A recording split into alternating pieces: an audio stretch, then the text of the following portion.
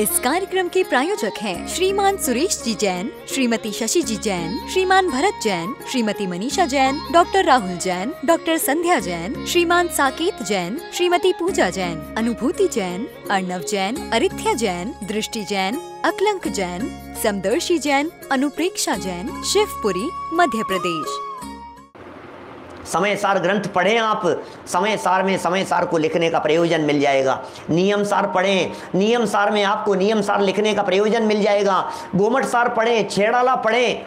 क्यों लिख रहे हैं ये? कोई भी व्यक्ति हो, हर व्यक्ति जो भी एक लेखक है अपनी बात तो लिखता ही है ना। पूछो ना मानतुंगाचार्य देव से जाकर के, हे मानतुंग स्वामी, हे मानतुंग आचार्य देव, मुझे एक बात का जवाब दे दीजिए कि क्या जवाब चाहते हो कि आपने भक्तामर स्तोत्र कौन सी बीमारी को मिटाने के लिए लिखा था? अरे उन्होंने तो बीमारी को मिटाने के लिए लिखा था और इसके नाम पर नई बीमारी चालू हो जाएगी, ऐसा तो उन्होंने सोचा भी नहीं था। बीमारी मिटाने के लिए लिखा था ना, जन्म जरा मरण की बीमारी मिटाने के लिए लिखा था, भवाताप मिटाने के लिए लिखा था, संसार रोग मिटाने के लिए लिखा था। क्या किस लिए लिखा था उन्होंने? भक्तामर स्तोत्र गवाह है इस बात का। खोल करके देखिए, भक्तामर स्तोत्र को खोल करके देखिए जरा, उसमें एक श्लोक ऐसा बतलाइए जिस श्लोक में उन्होंने कर्तावाद का पोषण किया हो, जिसमें उन्होंने किया हो कि आदिनाथ भगवान आप उतर करके मेरे सामने आ जाइए। पंचम काल के संत थे मानतुंगाचार्य देव, निष्काम भक्ति की है, भक्ति साहित्य में उत्कृष्ट कोटि का है ये। क्या समाज में भक्तामर के 48 काव्यों को 48 नई नई कहानियों से जोड़ दिया गया, उनके लिए रिद्धि मंत्र बना दिए गए। भक्तामर स्तोत्र अपने आप में एक मंत्र है, एक मंत्र है भक्तामर स्तोत्र। समाज में भक्तामर के नाम पर अखंड पाठ होने लग गए, अखंड दीपक जलने लग गए। 48 काव्यों के लिए 48 दीपकों से आरतियां होने लग गई और एक एक श्लोक के ऊपर 48 लोग मिलकर के आरती उतारते हुए भक्तामर स्तोत्र को न मालूम क्या क्या समर्पित करने लगे। न मालूम अभी तो और क्या क्या होना बाकी है और क्या क्या देखना बाकी है, क्या क्या दिखेगा समाज में और दुनिया में, हमें अंदाजा नहीं है इस बात का भैया। लेकिन धैर्य रख करके सुनना, भक्तामर स्तोत्र के एक एक श्लोक की चर्चा करूंगा, एक एक छंद की चर्चा करूंगा, एक एक पंक्ति, एक एक शब्द, एक एक अक्षर की चर्चा करूंगा। पता है कितने अक्षर हैं इस भक्तामर स्तोत्र में? मालूम है आपको? भक्तामर स्तोत्र में अक्षरों की संख्या बतलाओ कितनी है? 2688 अक्षर है भक्तामर स्तोत्र में। अरे पंडित जी क्या कह रहे हो आप? 2688 अक्षर है। 2688 2688 अक्षर हैं भक्तामर स्तोत्र में। पंडित जी कैसे गिन लिया आपने? कैसे गिन लिया आपने? भक्तामर स्तोत्र के अक्षरों को भी गिनाए किसी ने? अरे भक्तामर स्तोत्र के अक्षरों को कौन गिने? वसंत तिलका छंद है और वसंत तिलका की प्रत्येक लाइन में 14 अक्षर हुआ करते हैं। ये तो छंद साहित्य की बात है। वसंत तिलका छंद है, वसंत तिलका जब हो गया। वसंत, वसंत जानते हैं? वसंत, वसंत माने होता है बहार।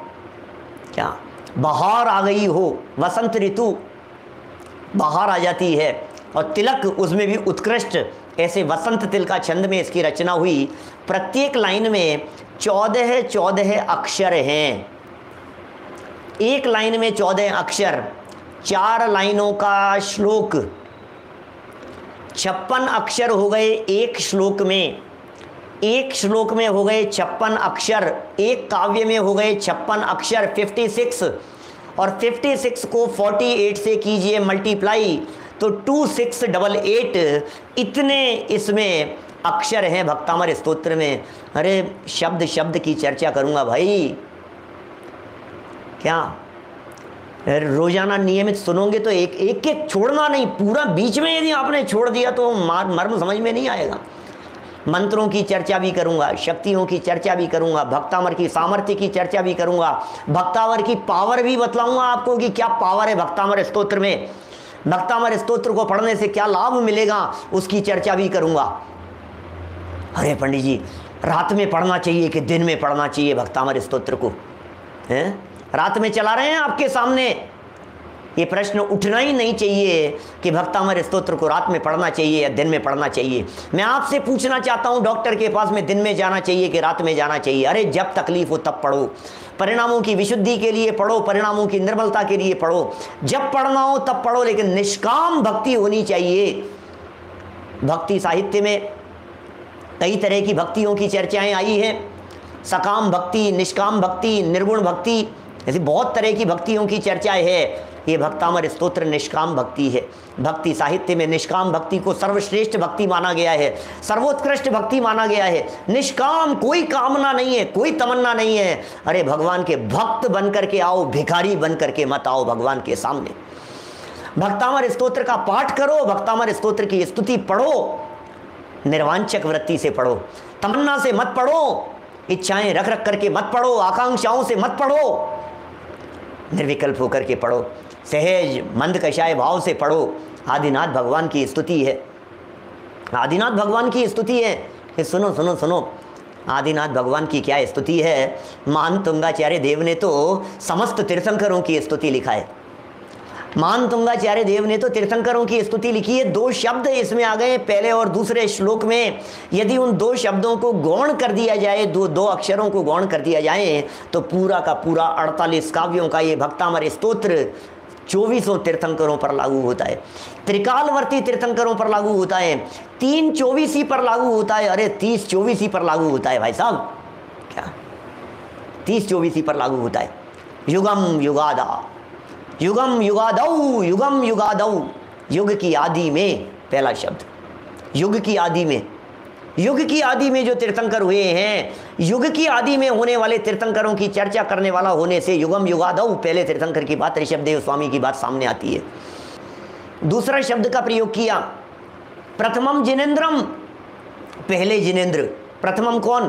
पहले तीर्थंकर, पहले तीर्थंकर।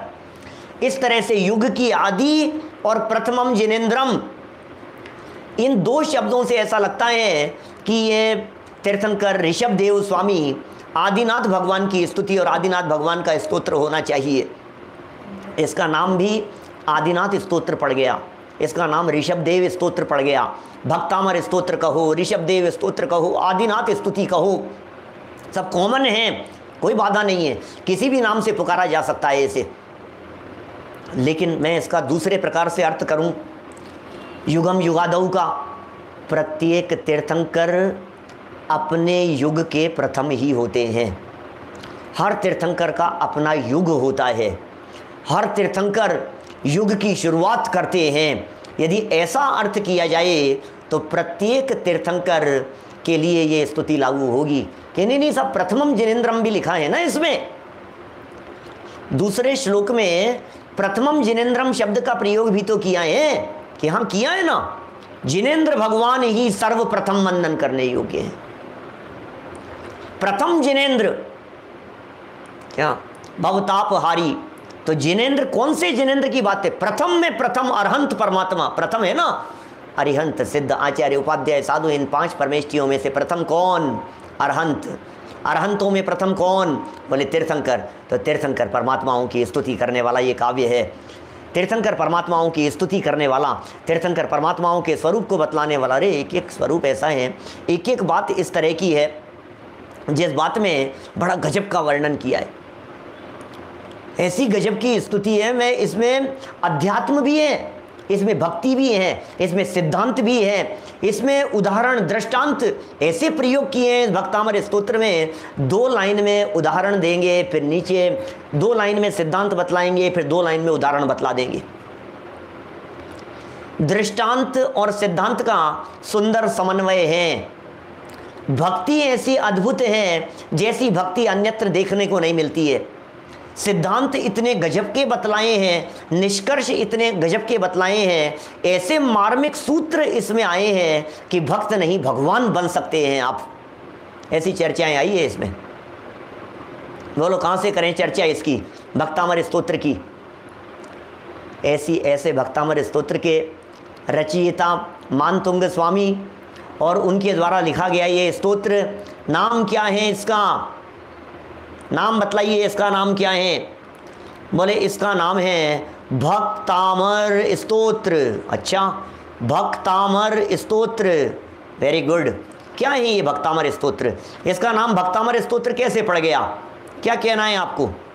भक्तामर क्यों हो गया इसका नाम? भक्तामर से शुरू हो रहा है इसलिए इसका नाम भक्तामर हो गया। इसका नाम भक्तामर क्यों है? भक्तामर प्रणत मौलिमणि प्रभाणाम। कहाँ से शुरू हुआ? भक्तामर। अरे क्या नाम रखें इसका? मानतुंगाचार्य देव ने इसका कोई नाम नहीं रखा था। मानतुंगाचार्य देव ने इसका कोई नाम नहीं रखा, लेकिन चूंकि भक्तामर शब्द से इस भक्ति काव्य स्तोत्र की शुरुआत हुई, इसलिए इसका नाम भक्तामर स्तोत्र प्रसिद्ध हो गया। न केवल इस भक्तामर स्तोत्र के साथ में हमारे यहाँ जैन परंपरा में एक ही भाव स्तोत्र, स्वयंभू स्तोत्र, कल्याण मंदिर स्तोत्र, देवागम स्तोत्र, ये ऐसे स्तोत्र हैं जिनकी शुरुआत वहीं से, देवागम न भूयान, देवागम से ही शुरू हो गया। कल्याण मंदिर स्तोत्र, कल्याण मंदिर शब्द से शुरू हुआ है। तो जिस शब्द से वो स्तोत्र शुरू हुआ हो उससे ही उसका नामकरण कर लेने की परंपरा ये प्राचीन काल से चली आ रही है।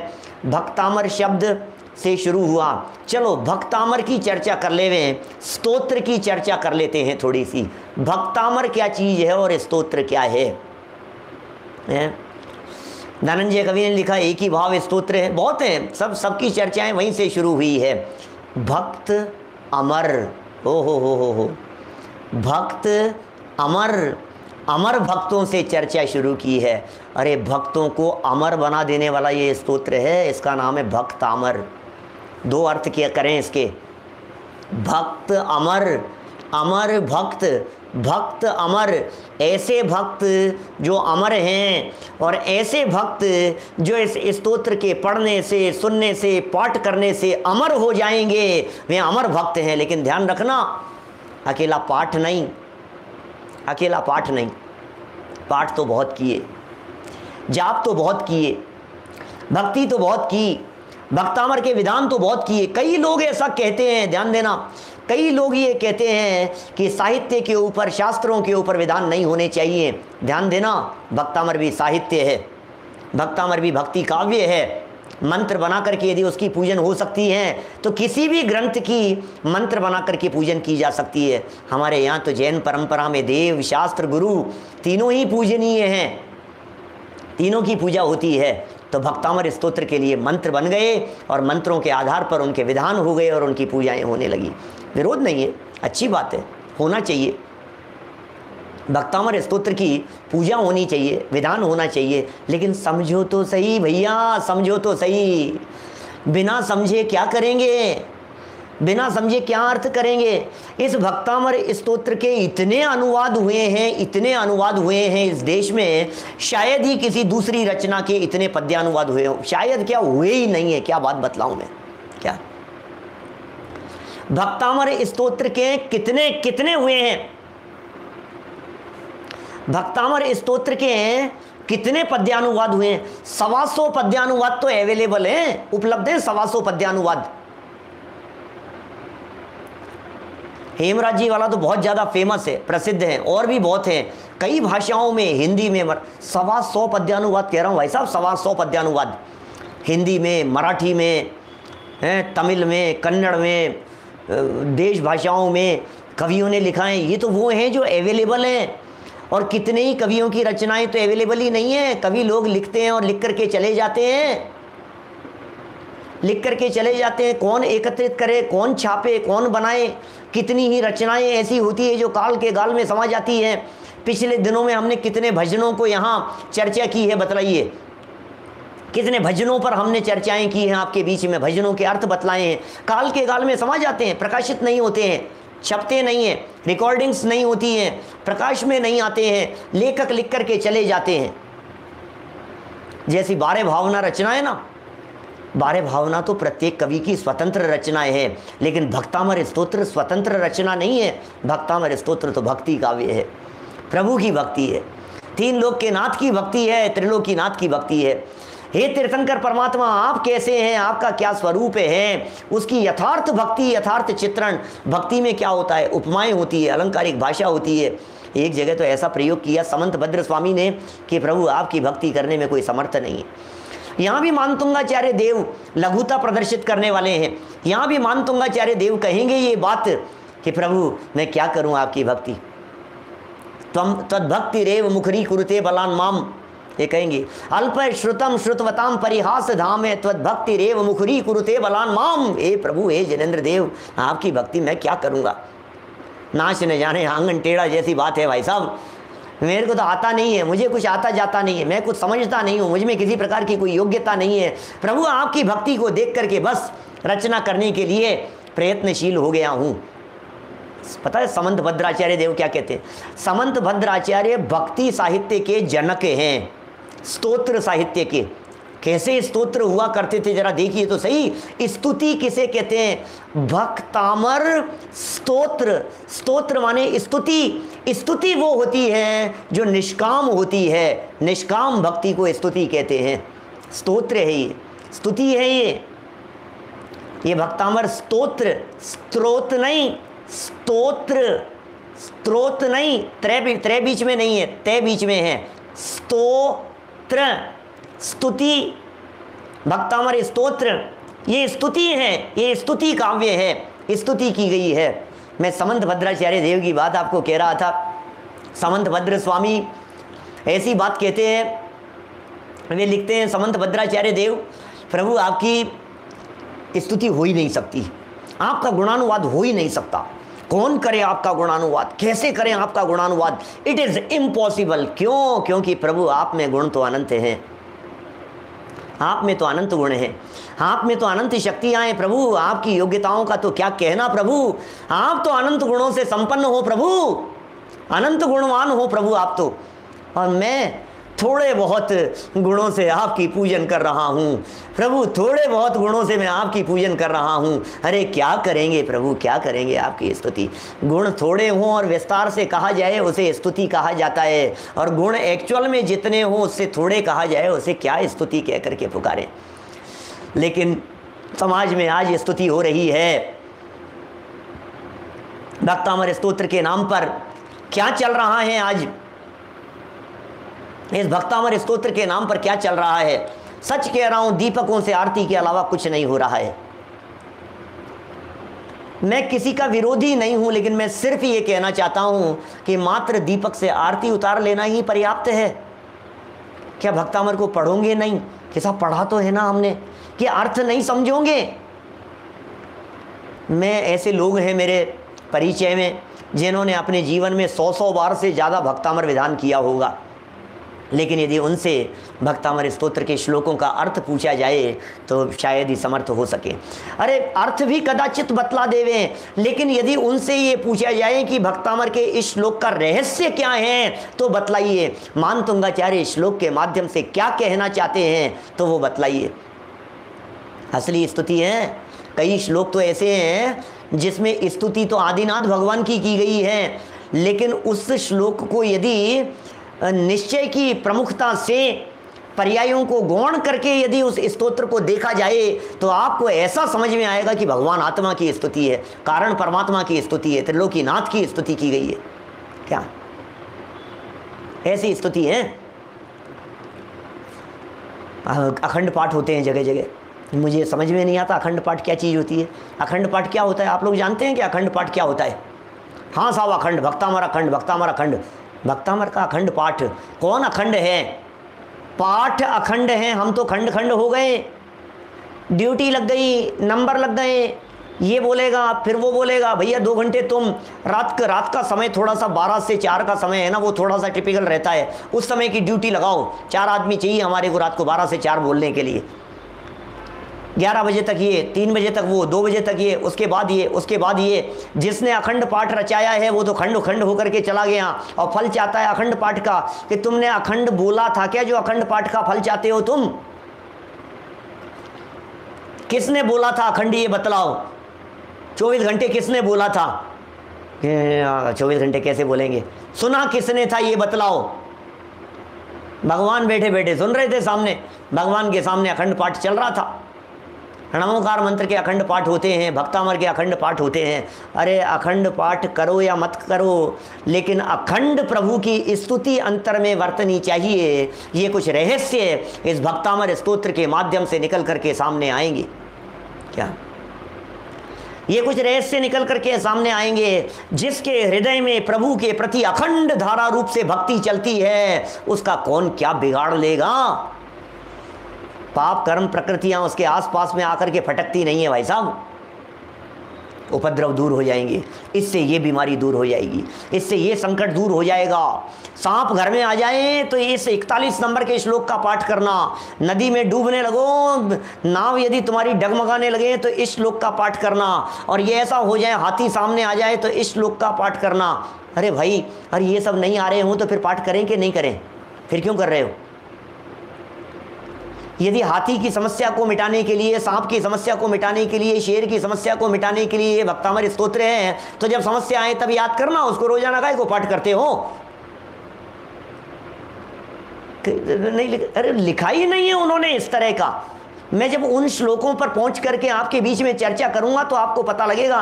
एक श्लोक, एक लाइन यदि आप निकाल करके बतला दें भक्तामर स्तोत्र में, जहां मानतुंगाचार्य जैसे वीतरागी संतों ने ये बात कही हो, जहां ये बात कह दी हो कि इस मंत्र का जाप करने से ऐसा हो जाएगा, मन गढ़ंत कहानी तो आप कितनी भी बना लीजिए, प्रसंग तो आप कितने भी सुना दीजिए, मैं भी सुना दूंगा। मेरे बहुत तेज पेट में दर्द हो गया था, मैंने भक्तामर का पाठ करना शुरू किया, आप मानेंगे नहीं, 3 मिनट में मेरे पेट का दर्द सही हो गया। घर पर इनकम टैक्स वाले आ गए थे हमारे यहाँ, फिर अचानक क्या हुआ, मैंने भक्तामर बोलना चालू कर दिया मन ही मन, भक्तामर प्रणतमौलिमणि प्रवाणम दलित पापतमोवितानम। फिर क्या हुआ, दरवाजे पर आ गए थे और कह करके चले गए, नहीं नहीं यार आप तो बहुत सज्जन हो, और तुरंत क्लीन चिट दे करके चले गए 15 मिनट में ही इनकम टैक्स वाले। क्या चमत्कार है भाई साहब भक्तामर का, आप सोच सकते हो क्या? क्या बहुत चमत्कार है इस भक्तामर के। अच्छा तुम्हें क्या चमत्कार चाहिए? तुम्हें कौन सा चमत्कार चाहिए बोलो?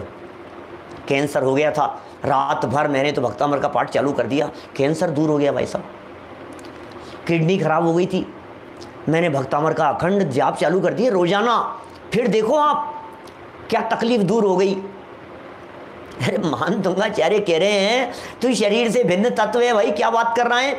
अब उनको कर दिया 48 तालों में बंद और ताले टूट गए भाई साहब, धड़ाधड़ ताले टूटने लग गए, ताले टूट गए। चमत्कार हो गया, चमत्कार हो गया। चमत्कार को नमस्कार सारे दुनिया भर में चल रहा है, चमत्कार को नमस्कार चल रहा है, बात ठीक है, दुनिया भर में हो रहा है, लेकिन ये चमत्कार वे दिखाना ही नहीं चाहते हैं ना, लोकेशना से दूर रहने चाहते हैं ना।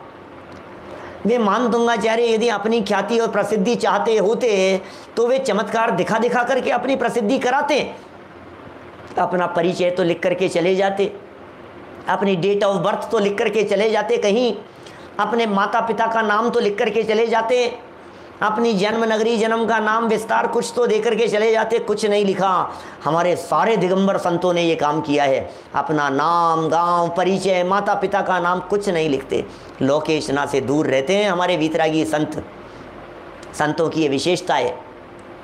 पाठ करो भक्तामर का, खूब करो, रोज करो, नियमित करो, अखंड करो, लेकिन निस्वार्थ भावना से करो, स्वार्थ लेकर के मत करो। मैं कहता हूँ जीवन भर करो आप भक्तामर का पाठ, रोजाना करो, रोजाना बोलो, लेकिन अर्थ समझ करके बोलो। संकट आए तब मत करना। क्या संकट आ गया भक्तामर चालू कर दिया, संकट आ गया भक्तामर चालू कर दिया। अरे भक्तामर क्या पेट दर्द मिटाने की दवाई समझ रखा है आपने भक्तामर को? जिस भक्तामर स्तोत्र का जाप करने से, जिस भक्तामर स्तोत्र का पाठ करने से भक्त भगवान बन सकता है, परमात्मा बन सकता है। जिस भक्तामर स्तोत्र की यथार्थ स्तुति करने वाला जीव सच्चा आराधक क्या हो सकता है? अरे अद्भुत चमत्कार हो सकते हैं। मिथ्यात्व कर्म की प्रकृतियां ढीली पड़ सकती है। इस कार्यक्रम के प्रायोजक हैं श्रीमान सुरेश जी जैन, श्रीमती शशि जी जैन, श्रीमान भरत जैन, श्रीमती मनीषा जैन, डॉक्टर राहुल जैन, डॉक्टर संध्या जैन, श्रीमान साकेत जैन, श्रीमती पूजा जैन, अनुभूति जैन, अर्णव जैन, अरिथ्या जैन, दृष्टि जैन, अकलंक जैन, समदर्शी जैन, अनुप्रेक्षा जैन, शिवपुरी, मध्य प्रदेश।